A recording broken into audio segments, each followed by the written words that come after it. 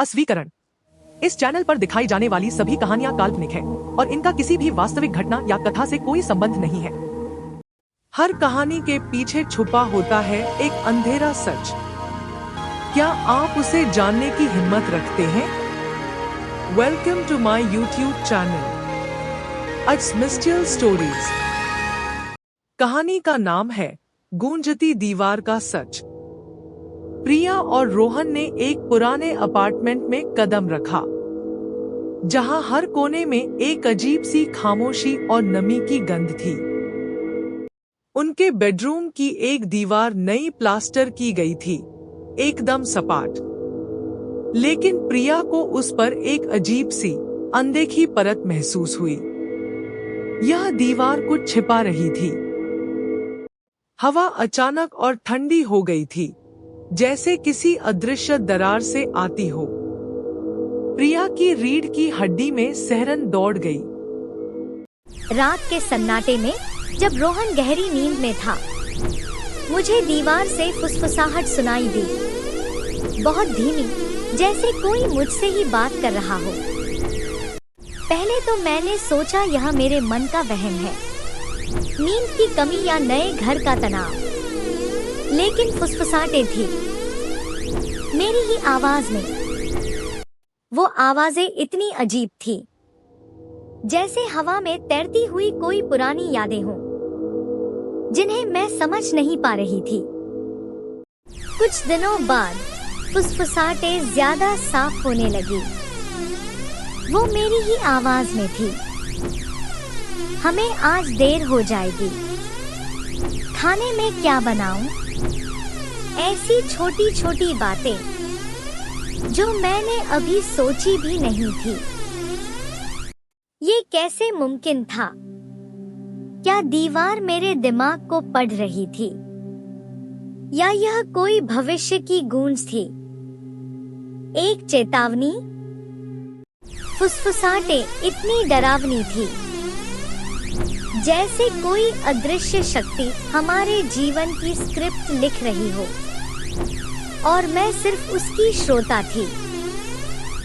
मैंने रोहन को बताया, अपनी बात समझाने की कोशिश की, पर उसने बस हंस कर टाल दिया। प्रिया, तुम्हें बस आराम की जरूरत है। उसने दीवार को थपथपाया। देखो, कुछ नहीं है, ये बस पुराने घरों में आवाजें गूंजती रहती हैं। उसकी लापरवाही मुझे और अकेला महसूस करा रही थी, पर मुझे पता था कि ये सिर्फ गूंज नहीं थी।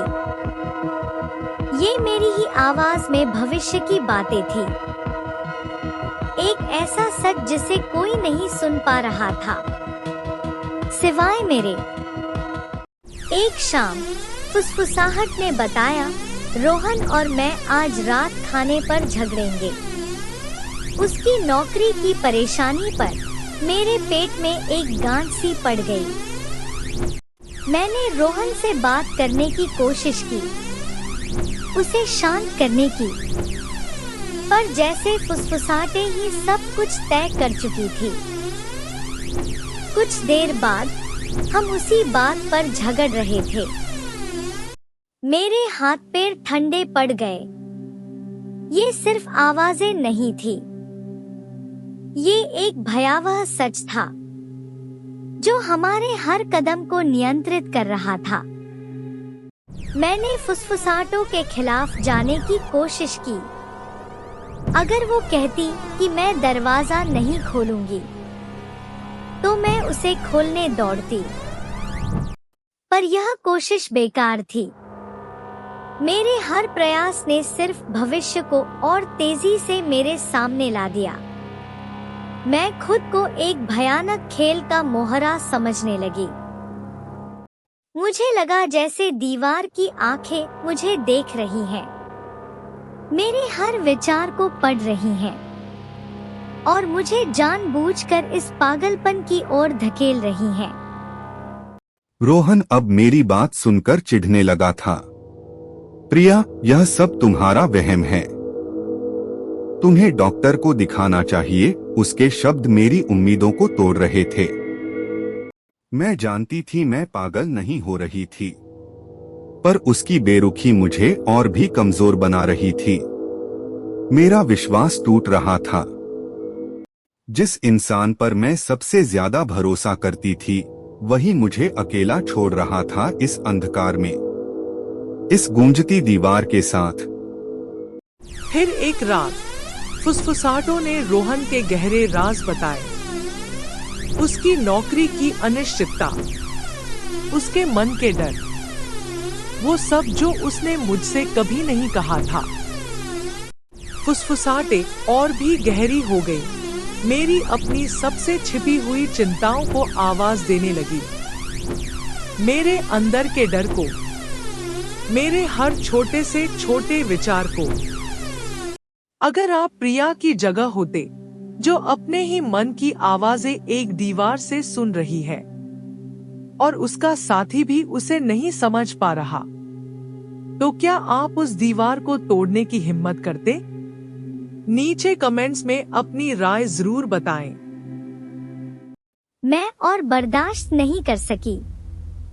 मैंने हथौड़ा उठाया और दीवार पर वार किया। उसे तोड़ने की कोशिश की, पर वो ठोस पत्थर जैसी थी। मेरे हाथ से हथौड़ा छूट गया और तभी फुसफुसाहटें जोर से हंसने लगी। एक क्रूर, नीरस हंसी, जैसे मेरा मजाक उड़ा रही हूँ। यह अब सिर्फ गूंज नहीं थी, ये एक सक्रिय, दुष्ट शक्ति थी जो मुझे पागल कर रही थी।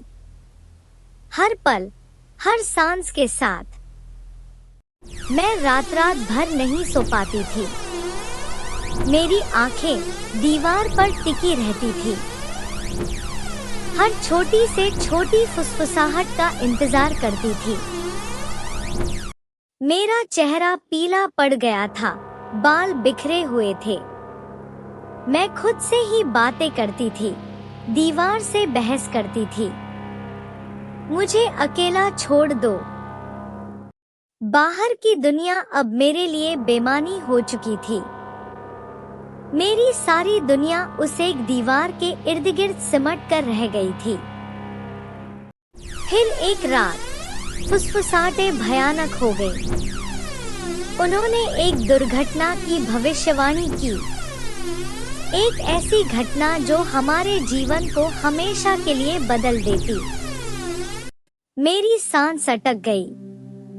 नहीं, नहीं, ऐसा नहीं हो सकता। मेरे मन ने चीखना चाहा, पर आवाज नहीं निकली।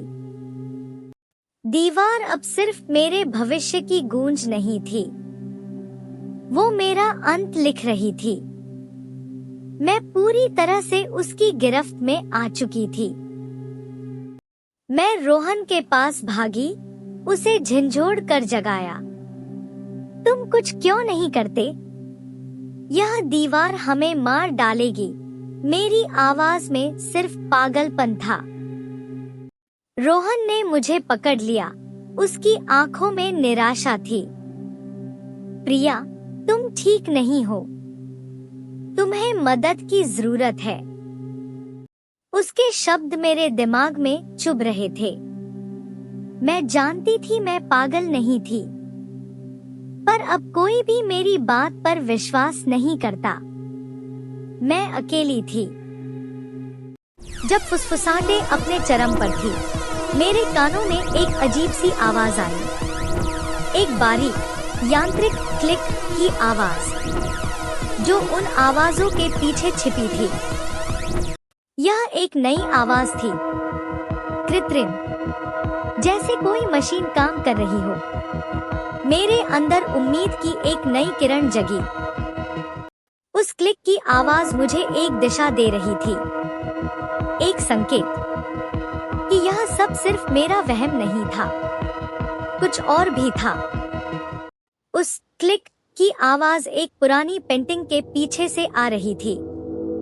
मैंने पेंटिंग हटाई और जो देखा, उसने मेरे पैरों तले जमीन खिसका दी।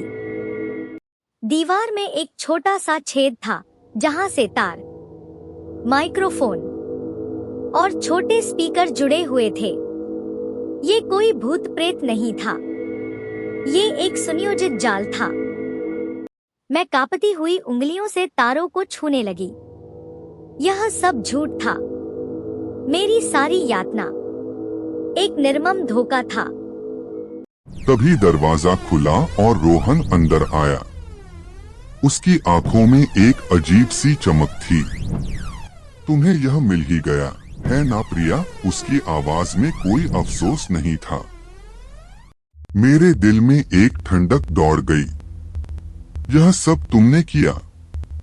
क्यों क्यों रोहन? मेरे शब्द कम पड़ गए। रोहन हंसा, एक ठंडी क्रूर हंसी। मेरी अगली मास्टरपीस के लिए, तुम्हारे टूटने का नाटक। यह सब मेरी कहानी का हिस्सा था प्रिया। उसने मेरी ओर देखा। तुम्हारा पागलपन मेरा सबसे बेहतरीन नाटक था। यह कहानी यहाँ पे खत्म होती है, लेकिन एक और रहस्य आपका इंतजार कर रहा है। अगर आपको आज की कहानी पसंद आई तो माय चैनल अज मिस्टियल स्टोरीज को लाइक, शेयर और सब्सक्राइब करें। हम जल्द ही अगला रहस्य खोलेंगे।